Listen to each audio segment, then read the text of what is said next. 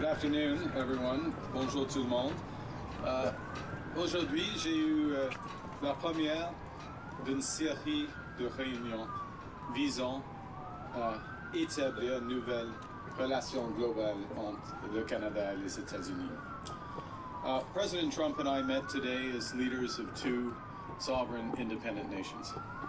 And I want to thank the President and the members of his cabinet that attended for welcoming me and my colleagues to the White House and for our very constructive discussions.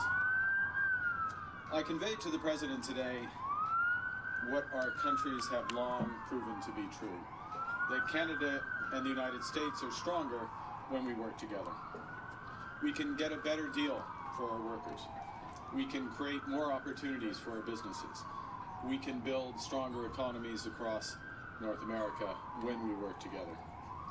And really today marked the end of the beginning of a process of the United States and Canada redefining that relationship of working together. The question is how we will cooperate in the future, how we can build an economic and security relationship built on mutual respect, built on common interests, and that delivers transformational benefits to our economies. We had what I would describe as wide-ranging and, as I said a moment ago, very constructive discussions. We agreed to have further conversations in the coming weeks, and we are looking forward to meeting in person at the G7 summit in Kananaskis in Alberta. Now, while that's going on, in Canada, we will focus on what we can control. Alors, demain, je réunirai avec les premiers ministres pour un appel afin de faire le point sur les conversations que nous avons eues ici aujourd'hui et de discuter du travail qui nous attend. We are going to reinforce our strength at home.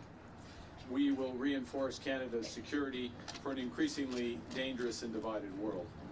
We will transform our border security, our security in the Arctic, and our support for our allies around the world. We'll build an economy that creates jobs, grows incomes, and withstands shocks. We're, in fact, the strongest economy in the G7, an economy that works for everyone. Nous allons bâtir une économie canadienne renouvelée, où tous peuvent réussir dans un monde qui est en train d'être profondément transformé. Nous allons bâtir les infrastructures qui permettront à nos entreprises de rejoindre de nouveaux marchés autour du monde. Et nous allons bâtir une seule économie canadienne par 13. We are masters in our own home, and we can give ourselves far more than any foreign government can ever take away. So now is the time to build, and based on the discussion today, to build at home and to build with our partners abroad, including the United States. Merci beaucoup. Thank you very much, and I look forward to your questions. Thank you, Prime Minister. We'll now begin the press conference. We'll begin with questions from the traveling delegation. First question, première question. Good afternoon, Prime Minister Tonda McCharles, Toronto Star. I was watching your face through the meeting in the Oval Office, and I wondered what was going through your mind when the President talked about erasing the artificial border and how he criticized your predecessor and Madam Freeland. Thank you for your question. I'm glad that you couldn't tell what was going through my mind as that was going through. Look, with respect to the first point, the President has made known his wish about that issue for some time. I've been careful always to distinguish between wish and reality. I was clear there in the Oval Office, as I've been clear throughout on behalf of Canadians, that this is never going to happen. Canada is not for sale and never will be for sale. Some things, as I said in the room, some things are never for sale, and he agreed with that. So I distinguish between the two, and then with respect to the importance of reestablishing a constructive relationship for negotiations of a partnership, of an economic and security partnership, which is what we were here for. I look forward, not back, and I think we established a good basis today. what gives you specifically any indication that the president is willing to renegotiate a new trade deal with you and drop tariffs? Apart from the fact that he said that he would, is willing to have that negotiation, I think that's the main thing. That doesn't presuppose the outcome of the negotiation. As I've emphasized, it's a complex negotiation. There'll be zigs and zags, difficult aspects to it. But the prospect is there. We discussed it in more detail. And as I said a moment ago, we'll be following up, both between officials, but also he and I in the coming weeks. Thank you.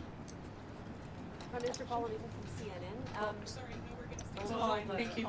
Thank you. Bonjour, M. Carney. Bonjour, madame. Avec quoi ressortez-vous concrètement de cette rencontre avec M. Trump? Ouais, nous avons eu une discussion à travers des sujets géopolitiques et des sujets et des enjeux qui impliquent les relations commerciales du Canada et des États-Unis. Nous avons un trajet concret. Nous avons eu un échange des perspectives en ce qui concerne les tarifs, les objectifs stratégiques des États-Unis, les objectifs stratégiques du Canada. Et il y a plusieurs enjeux sur lesquels on peut avancer les discussions. Alors, il y a un plan qui existe et une volonté qui existe entre les deux pays d'avancer les discussions. Mais il n'y a pas de décision sur n'importe quel tarif aujourd'hui. Quand il a été question, quand on a posé la question à M. Trump sur les tarifs, s'il avait l'intention, si vous pouviez faire quelque chose pour les lever, pour les supprimer, il a dit non. Comment est-ce que vous l'interprétez? Ce n'était pas une surprise pour moi. Pas du tout. Non, pas du tout, parce qu'il y a c'est une situation très complexe. Hein. Il y a plusieurs tarifs, il y a des liens entre les initiatives américaines, il y a le monde qui est plus dangereux et divisé, et il y a des liens entre nos relations sécuritaires et nos relations économiques. Alors, il n'y a pas une initiative canadienne qui peut changer cette situation. C'est la raison pour laquelle il faut avoir des discussions globales. Oui, mais ce que je voulais dire, c'est qu'il faut s'attendre encore à ce que plusieurs mois, dans les prochains mois, ça reste. On verra. Non, on verra. On verra combien de temps ça va prendre. Prochaine question. C'est pas nécessairement comme ça. Hi, Prime Minister. Joanna Smith from The Logic. At one point during the meeting in the Oval Office, the President, when talking about the tariffs and talking about a deal, also made very clear that when it comes to autos, his goal is to have car makers make them in the U.S. and for the tariffs to not make any economical sense to be made in Canada anymore. Do you anticipate lifting tariffs on autos at any point? And what did you tell him in the room about that topic? Well, we had discussion about all the major issues in the room, so to speak, in the lunch afterwards, including autos, and specifically, without going into the full details, the strategic position of the North American auto industry, or more specifically, the Canadian-U.S. auto industry, versus foreign competition, including from Asia, and how that could be enhanced.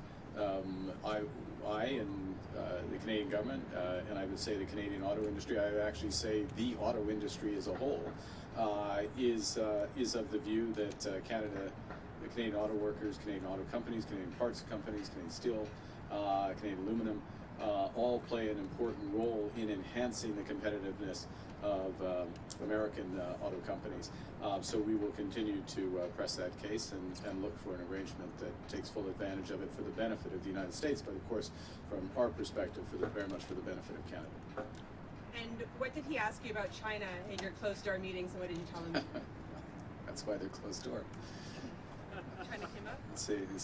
Well, yeah. We had a wide range of discussion. Next question, prochaine question.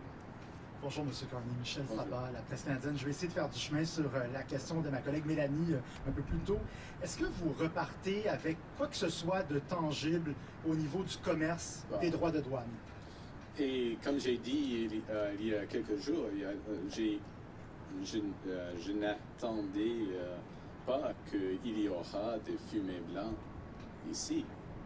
OK? Parce que ce sont des négociations, comme je viens de dire, très complexes. Il y a beaucoup d'aspects. Mais on a fait de progrès. Nous avons eu des échanges très compréhensifs, très tangibles. Et il y aura des réunions entre les ministres et les fonctionnaires. Et puis, entre lui et moi, Monsieur le Président, et moi, sur l'appel, et en Alberta au mi-juin. Alors, on a fait du progrès, mais toujours dans les négociations commerciales, n'importe quelle négociation commerciale, il y a un processus et le fin, et pas nécessairement de progrès qui est apparent pendant les négociations. Ça, c'est la vie des négociations. Okay? Parlant de In English, I mean, to summarize, look, in a negotiation, you don't get like little elements of it. You get an end to a negotiation. We're having a very complex negotiation about a wide range of issues, and it's, as I said before I came here, I wouldn't have expected white smoke coming out of this meeting. That was not my expectation, because of the nature of the negotiation. So you don't expect to have specific progress as things move along, even when you're making progress, because that's why it's a global negotiation. Parlant de l'Alberta, que pensez-vous de l'idée de Daniel Smith d'encourager la tenue d'un référendum sur la souveraineté de l'Alberta? Le Canada est plus fort que quand nous travaillons ensemble comme Canadiens et Canadiens. Et je suis albertain. Et je crois fièrement en Canada. Alors, on peut poser des questions, mais pour moi, la réponse est claire. Canada's stronger when we work together. As an Albertan, I firmly believe that. You can always ask a question, but I know what I would respond clearly. Prochaine question, next question. Bonjour, M. Carney, Olivier Ferrand-Boissé de TVA. Est-ce que M. Trump vous a convaincu qu'il voulait bel et bien renégocier l'accord de libre-échange? Parce que ça semblait pas clair dans le bureau à Non, tout c'est à clair. l'heure. C'est clair. Oui, il veut? Oui. OK. Vous avez dit à plusieurs reprises que... C'est clair qu'il y aura... Oui. Nous avons commencé la renégociation de nos relations commerciales, y compris la laine. OK? Vous aviez dit à plusieurs reprises que, selon vous, M. Trump voulait nous briser pour nous posséder. Est-ce que c'est encore votre lecture de ses intentions après votre rencontre d'aujourd'hui? Je crois nous sommes forts. Et le Canada devient de plus en plus fort, jour après jour, semaine après semaine, avec le nouveau gouvernement. Alors, il va être déçu de cette idée. Prochaine question. Next question. Good afternoon, Prime Minister. JP Tasker, CBC News. How are you? Hi. I'm well, thank you, JP. Good. How are you? I'm good. Good. Do you feel better or worse about Canada-U.S. relations after meeting with the President today? Look, it was a very constructive meeting. I feel better about the relations in the sense of, in many respects, one, the posture, if I can put it that way, or the positioning the President took towards us. Secondly, the breadth of discussion and how concrete the discussions were. These are the discussions you have when you're looking to find solutions, as opposed to laying down terms, if you will. So feel better about that. And I would add one other thing, which maybe isn't as obvious, so I should say it, which is that we also discussed a number of issues globally, geostrategically, if I can put it that way, where we have common interests, common concerns. And that, of course, is a sign of a broader and very healthy, or a healthy relationship. Look, we have a lot more work to do. I'm not trying to suggest at any respect that we can have one meeting and everything's changed, but now we are engaged and very fully engaged. Good afternoon, Prime Minister. Ashley Burke, CBC News. What specifically did you say to President Trump about lifting tariffs on Canada? And based on your conversations, what do you think it would take to get those tariffs lifted, and how long could it take? Well, I can't answer the second part of your question because we don't make that decision. But certainly press the case in a number of areas where we think the tariff should be lifted. And specifically, I'll give an example with respect to the scourge of fentanyl and the efforts, the considerable efforts that have been made at our border and behind the border in terms of raids as well. Huge investments in border personnel, in drone surveillance, Black Hawk surveillance, and then those are being reinforced, as you would have seen during the campaign, commitments to another 2,000 in effect, 1,000 border guards through CBSA, another 1,000 RCMP, further efforts there. And what we're seeing is huge results for this. Canada's contribution to this problem, cross-border problem, was always very small, but it's down by over 90%. With the efforts, and it is an absolute focus of the government. So that is an example of where we would see the case being very strong for the tariffs to be removed. We've made that case. We'll see where that goes. In other areas, the tariffs are, in our view, not in the interests of American competitiveness and jobs. We have more work to do on making those cases on that. Pardon? Sur le fentanyl, alors, nous avons fait beaucoup de progrès en ce qui concerne le fentanyl. Il y a une chute. On a commencé avec un niveau très bas par rapport au Mexique. C'est moins de 1%, mais il y avait une chute le niveau, le montant de fentanyl, c'est presque 0,1% maintenant des exemples. Alors, mais c'est pas par hasard, parce que nous avons investi beaucoup en ce qui concerne la sécurité de notre frontière, et mon gouvernement va réinvestir de plus, 20% de plus par exemple par rapport les agents de la frontière. Alors, le cas pour enlever ou supprimer les tarifs de fentanyl est très fort maintenant. Thank you. We'll have time for one last question and follow-up. Dernière question et question de suivi. Hi, Prime Minister. Stephanie Taylor with the National Post. I heard you say, there's a difference between the President's comments around Canada becoming a 51st state as a wish versus a reality. You told him that Canada was not for sale. But many Canadians are offended and deeply angered by the fact that he keeps repeating this comment. So have you asked the President to stop calling Canada the 51st state? Yes. When did you ask him? Today. Okay, specifically, what did you ask him? Exactly what you just said. But what words did you use? How did you ask him? Look, I gave you an answer. Do you have a follow-up? No. What was his answer? Well, look, I don't know. He's the president. He's his own person. I would go back to showing the difference between a wish and a reality. We're very clear. I've been very clear publicly, consistently. I've been very clear in private. I was clear again in the Oval Office. We'll be clear throughout. The president,